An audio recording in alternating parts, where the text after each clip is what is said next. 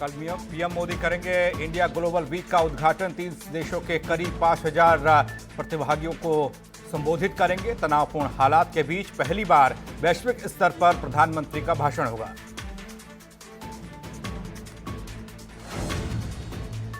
नोएडा में विकास दुबे के film city आने की सूचना। फिल्म सिटी में सभी रास्तों पर पुलिस तैनात। आने जाने वाली गाड़ियों की हो रही चेकिंग।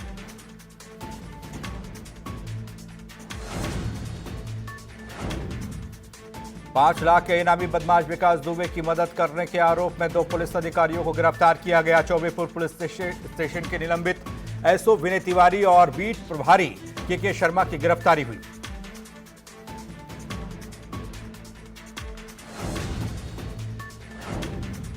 निलंबित विनय तिवारी की कानपुर कोर्ट में पेशी। 7 लोगों को पुलिस लेकर पहुंची कानपुर देहात कोर्ट। स्पेशल जज के सामने पेश किया गया। रिमांड ले सकती है पुलिस। विनय तिवारी पर विकास दुबे के लिए मुखबिरी का आरोप है।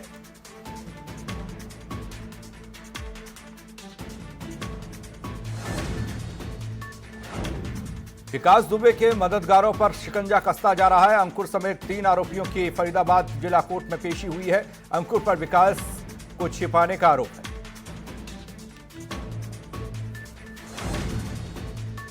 कानपुर शूटआउट में यूपी एसटीएफ को बड़ी कामयाबी। हमीरपुर के मोदहा में मारा गया विकास दुबे का दाहिना हाथ अमर दुबे। कल जारी हुआ विकास के 15 सहयोगियों में से सबसे पहले नंबर पर था अमर दुबे का नाम। 25,000 का इनामी था अमर दुबे। बिकरू गांव में फायरिंग वाली रात मौजूद था।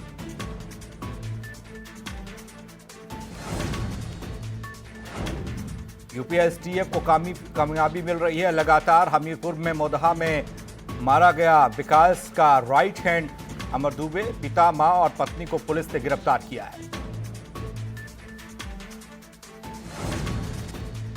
कानपुर गोलीकांड में सवालों के घेरे में आए आईपीएस अनंत देव का तबादला हुआ। उन्हें एसटीएफ से हटाकर पीएससी में भेजा गया। इसी के साथ ही मंगलवार शाम यूपी में 4 आईपीएस के तबादले किए गए हैं। कानपुर में बिल्हौर के शहीद सीओ देवेंद्र मिश्र के मोबाइल में मिली रिकॉर्डिंग से साफ पता चला है कि उन्होंने चौबेपुर के दारोगा विनय तिवारी की शिकायत एसएसपी अनंत देव तिवारी से की थी। इसके बावजूद एसएसपी अनंत देव तिवारी ने कोई कार्रवाई नहीं की। विकास दुबे का एक के बाद एक वीडियो सामने आ रहा है और हर वीडियो में विकास की गुंडई का नया चेहरा देखने को मिल रहा है। जहां एक तरफ कल विकास की गुंडई का वीडियो सामने आया था, वहीं एक बार फिर कानपुर के खुखार अपराधी विकास दुबे का वीडियो है सामने, जिसमें लोग विकास के जयकारे लगा रहे हैं।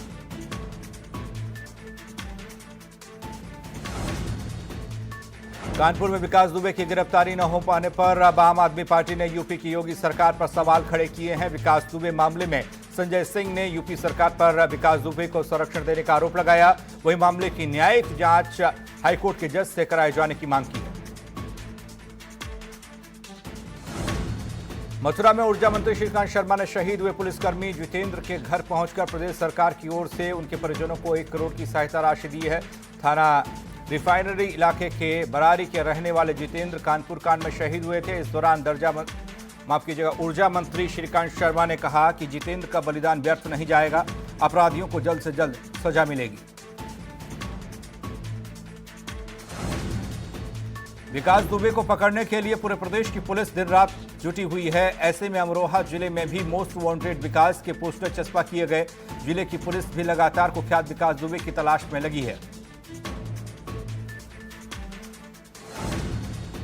यूपी में लगातार बढ़ रहे कोरोना के मामले। पिछले 24 घंटे में कोरोना के रिकॉर्ड 1346 नए पॉजिटिव केस सामने आए हैं। एक दिन के भीतर संक्रमण से 18 लोगों की जान गई। उधर उत्तराखंड में कोरोना मरीजों की संख्या बढ़कर 3230 हुई है। मंगलवार को 69 नए मामले सामने आए हैं। प्रदेश भर में अब तक 43 लोगों की जान गई।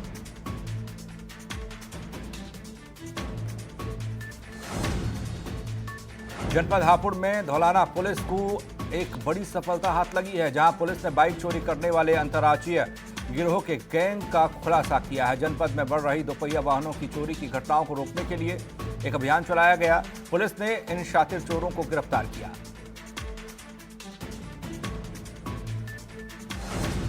कानपुर में हुए कांड के बाद मुख्यमंत्री योगी आदित्यनाथ के आदेश पर प्रदेश के सभी सूचीबद्ध माफियाओं को चिन्हित कर उनके खिलाफ ऑपरेशन चलाने का काम शुरू हो चुका है, जिसको लेकर पश्चिमी उत्तर प्रदेश में क्राइम कैपिटल के नाम के मशहूर मुजफ्फरनगर जनपद में भी एसएसपी अभिषेक यादव ने बुधवार को एक मैसेज जारी करते हुए जनपद के टॉप कुख्यात गैंग के सरगना सुशील मुंच व संजीव जीवा के साथ ही मीनू त्यागी पर शिकंजा कसना शुरू किया।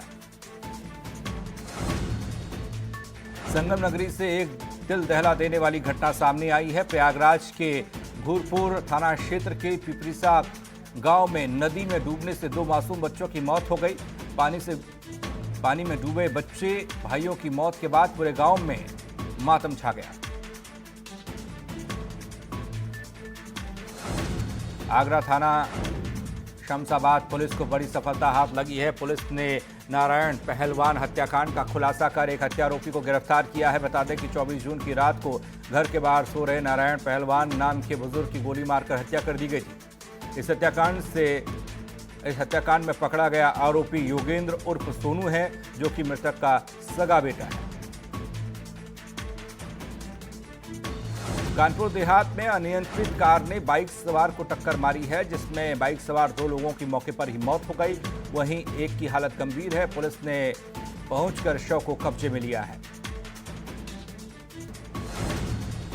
बुलंदशहर की नरसेना थाना पुलिस ने बीती रात मुठभेड़ के बाद कुख्यात गौ तस्कर और 25,000 रुपए के इनामी टॉप 10 बदमाश जिशान कुरैशी को गिरफ्तार किया है। बताया जा रहा है कि इनामी जिशान ने पुलिस को देखते ही पुलिस पर फायरिंग शुरू की, जिसके बाद पुलिस ने जवाबी कार्रवाई करते हुए आरोपी को गिरफ्तार किया। कानपुर में तालाब में डूबने से 3 बच्चों की मौत हो गई। तालाब में नहाते वक्त बच्चे डूब गए थे, जिसके बाद इलाज के लिए अस्पताल में भर्ती कराया गया था, जहां अस्पताल में तीनों बच्चों की मौत हुई। थाना कल्याणपुर के रावतपुर गांव की घटना है। मुजफ्फरनगर में बच्चों के खतरनाक स्टंट का वीडियो वायरल हुआ है, जहां बच्चे गर्मी में नदी में छलांग लगाते दिख रहे हैं। बच्चे काफ़ी ऊंचाई से नदी में कूद रहे हैं। बच्चों का ये स्टंट काफ़ी खतरनाक लगता है और यही नहीं, यहाँ पर पहले कई हादसे हो चुके हैं। ऐसे में इन बच्चों का ये खेल कितना खतरनाक साबित हो सकता है, शायद इन्हें पता नहीं। बहराइच पुलिस को बड़ा इनपुट मिला है। 8 पुलिसकर्मियों का 5 लाख का इनामी हत्यारा विकास दुबे नेपाल भाग सकता है। गोपनीय रिपोर्ट पर बहराइच के SP Vipin Mishra alert mode पर हैं। बॉर्डर की चौकसी को बढ़ाया गया है। एसपी बहराइच रुपईडीहा बॉर्डर के लिए रवाना हुए। एसएसबी कमांडेंट के साथ बॉर्डर सील करने के आदेश जारी किए गए।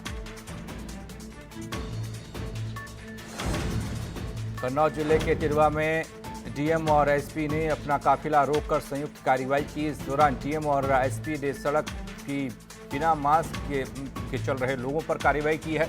डीएम की अचानक कार्रवाई से पूरे इलाके में हड़कंप मच गया। मामले में डीएम का कहना है कि अधिकतर जो लोग मास्क नहीं लगा रहे हैं उन पर कार्रवाई हो रही है। बाराबंकी में इस बार बाढ़ ने फिर से दस्तक दी है और इस बाढ़ से लगभग 34 गांव प्रभावित हुए हैं। इस बाढ़ की दहशत से ग्रामीण गांव छोड़कर सुरक्षित स्थानों की ओर पलायन करते दिखाई दे रहे हैं। बाढ़ की दस्तक, बारिश और नेपाल की ओर से पानी छोड़े जाने के बाद सरयू नदी का जलस्तर बढ़ा है। 60 सेंटीमीटर खतरे के निशान के ऊपर है। नदी का ये पानी हर घंटे 3 सेंटीमीटर की रफ्तार से बढ़ रहा है। पलायन करते बुजुर्ग महिला ग्रामीण ने बताया कि हम सामान लेकर बंदे पर जा रहे हैं, क्योंकि गांव में पानी आ चुका है। फर्रुखाबाद के शमशाबाद इलाके में खेत की रखवाली करने गए एक युवक की हथियार मारकर हत्या कर दी गई। चारपाई पर खून से लथपथ शव मिलने से सनसनी इलाके में है। पुलिस ने मौके से चारपाई के पास एक का दराती को बरामद किया है। पुलिस ने शव को कब्जे में लिया है, पोस्टमार्टम के लिए भेजा है। इसके साथ ही पुलिस मामले की तहकीकात कर रही है। अलीगढ़ निवासी कारोबारी सुरेश जिंदल का अपहरण कर फिरौती वसूलने के बाद छोड़ने के मामले का 15 दिन बाद पुलिस ने खुलासा किया है। पुलिस ने एक आरोपी को पकड़ा है, जिसके पास से तमंचा और 10,000 रुपये बरामद हुए हैं। एसपी क्राइम ने प्रेस कॉन्फ्रेंस कर ये जानकारी दी और कहा कि एसओजी टीम बनकर आरोपियों ने व्यवसायी का अपहरण किया था। मामले का मुख्य सरगना पुलिस का बर्खास्त सिपाही है। बाराबंकी के नगर कोतवाली इलाके में 2 बैगों में भरी महिला का शव मिलने से हड़कंप मच गया। महिला की लाश 2 बैग में टुकड़ों के जरिए भरी गई थी। पुलिस मृतक महिला की शिनाख्त में जुटी है। हालांकि महिला का अभी तक का कोई सुराग नहीं लग पाया है। घटना की जानकारी मिलने पर मौके पर एसपी समेत पुलिस अधिकारी पहुंचे और मामले की जांच के लिए एसपी ने टीम का गठन भी किया। आगरा के सिकंदरा इलाके में नेशनल हाईवे पर बड़ा हादसा हुआ है। हाईवे किनारे सो रहे लोगों पर चढ़ा ट्रक चढ़ने से 5 लोगों की मौत हुई, जबकि 2 लोग गंभीर रूप से घायल हो गए।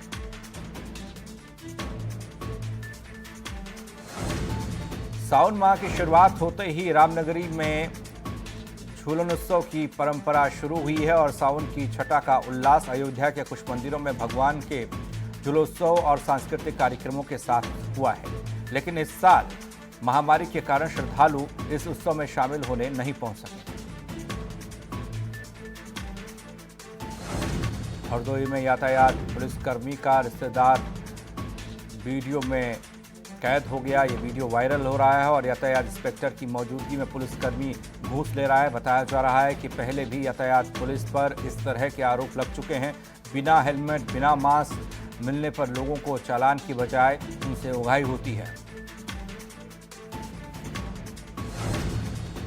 एटा नगर पालिका के द्वारा एटा शहर में बनवाए जा रहे नालों में पीला ईंट लगाकर ठेकेदार पैसे में घोटाला कर रहा है। नगर पालिका परिषद के द्वारा किदवई नगर चौराहे से आवास विकास कॉलोनी तक नाला निर्माण कराया जा रहा है, जिसमें उपयोग में लाई जा रही मटेरियल सामग्री जितनी भी है वो गुणवत्ता से अलग है।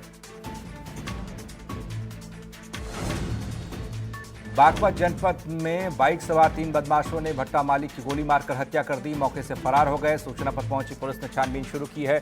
शव को निजी अस्पताल में भिजवाया, जहां पर चिकित्सकों ने भट्टा व्यापारी को मृत घोषित कर दिया। घटनास्थल पर जांच पड़ताल करने के बाद पुलिस ने शव को कब्जे में लेकर पोस्टमार्टम के लिए भेजा है और जांच शुरू की गई है।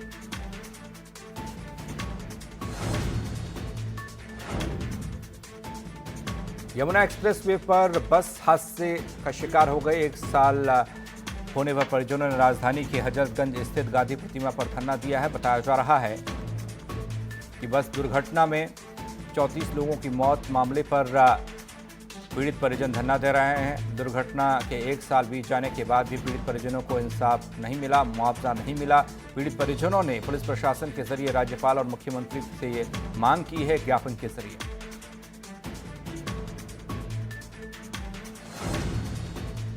गोड्डा के सिंचाई विभाग के अफसरों की बड़ी लापरवाही सामने आई है। सरयू नहर खंड 4 की नहर से निकली माइनर की मरम्मत कराए बिना ही देर रात पानी छोड़ दिया गया। ये पानी रातों रात खेतों से आगे निकला और किसानों की सैकड़ों बीघा फसल पानी में डूब गई। फसल डूबने से किसानों में मायूसी है। बताते चलें कि अफसरों की इस लापरवाही से लाखों रुपए का नुकसान किसान को हुआ। सरकार को मोटा राजस्व देने में आबकारी विभाग का नाम सबसे पहले आता है, लेकिन काशीपुर में बना कार्यालय बदहाली के आंसू बहा रहा है, जहां अधिकारियों को ना तो विभाग द्वारा सुविधा दी जा रही है और न ही पूरे कर्मचारी यहां पर हैं। यही कारण है कि आबकारी विभाग के अधिकारी अवैध शराब की तस्करी और कच्ची शराब पर पूर्णतः रोक नहीं लगा पा रहे हैं। कर्मचारियों और वाहनों को दिए जाने की मांग को लेकर कई बार काशीपुर के आबकारी अधिकारी द्वारा पत्र भी भेजा गया है, लेकिन अधिकारियों को विभाग से मात्र आश्वासन मिलता है।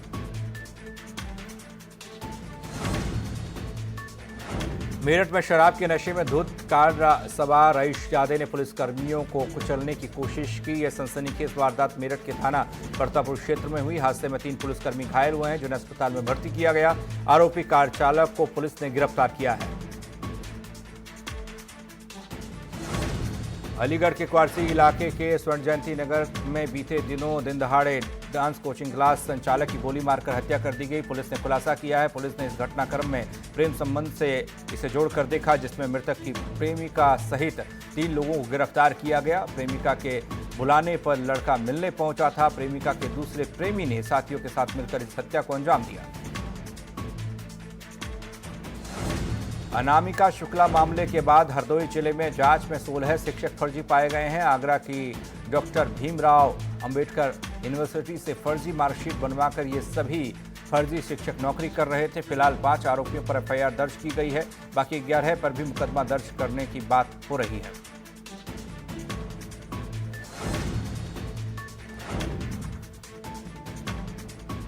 सुल्तानपुर पुलिस ने 25,000 के इनामी को गिरफ्तार किया है। गिरफ्तार किए गए अंशु सिंह पर कूड़ेभार थाने में कई मामले दर्ज हैं। अभी हाल ही में बीजेपी कार्यकर्ता उत्तम सिंह पर जानलेवा हमले में भी अंशु सिंह पर मुकदमा दर्ज हुआ। पुलिस ने अंशु सिंह पर 25,000 का इनाम भी रखा है। पुलिस अंशु सिंह को न्यायालय में पेश कर जेल भेजने की तैयारी में है।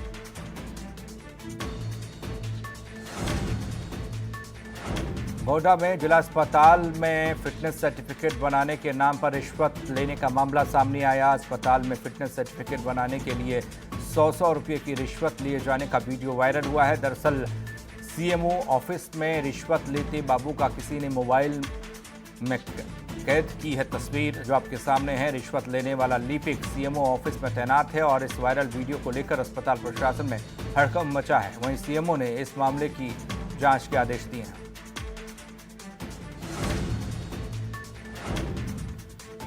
भारी बारिश और बैराजों से पानी छोड़े जाने से जलस्तर बढ़ा है नदियों का, जिसमें खतरे के निशान से 45 सेंटीमीटर ऊपर घाघरा बह रही है। बैराजों से फिर छोड़ा गया पानी और लाखों क्यूसेक पानी ये है। भारी बारिश से कई जगह के तटबंध टूट रहे हैं। बागपत में इन दिनों किसानों को दिक्कत का सामना करना पड़ रहा है। बागपत जनपद में मलकपुर शुगर मिल में गन्ना डालने वाले किसान भुखमरी की कगार पर आकर खड़े हैं। शुगर मिल बंद हो चुकी है, लेकिन अभी तक किसानों का गन्ना भुगतान नहीं हो सका, जिसके चलते किसानों में आक्रोश है और कुछ किसान भुखमरी की कगार पर हैं। व्यापारियों ने भी किसानों को उधार में सामान देने से इनकार किया है, लेकिन शुगर मिल प्रबंधन को कोई फर्क नहीं पड़ता। उत्तराखंड कांग्रेस के बीच लग रहा है सब कुछ ठीक नहीं है। वहीं प्रदेश प्रभारी के पत्र देने के बाद प्रतम सिंह ने कहा कि हम सब मिलजुल कर पार्टी को मजबूत करने का काम करेंगे।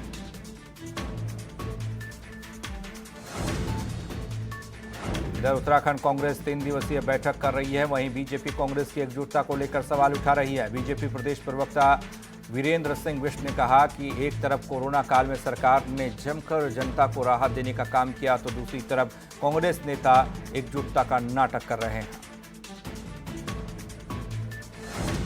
उधर पेट्रोल डीजल के दामों में बढ़ोतरी पर कांग्रेस का प्रदर्शन लगातार जारी है। शहर से लेकर ग्रामीण क्षेत्रों में कांग्रेस हल्ला बोल रही है। केंद्र सरकार से पेट्रोल डीजल के दामों को कम करने की मांग हो रही है।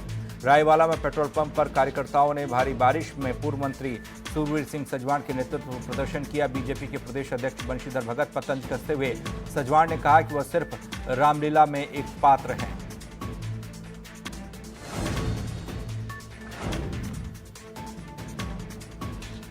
गाजियाबाद से खबर है। क्रिकेटर सुरेश रैना इन दिनों गाजियाबाद में अपने बचपन की यादें ताज़ा कर रहे हैं। जिस तरह से बचपन में वो क्रिकेट ग्राउंड में क्रिकेट खेला करते थे, उसी तरह से अपने दोस्तों के साथ क्रिकेट खेल रहे हैं।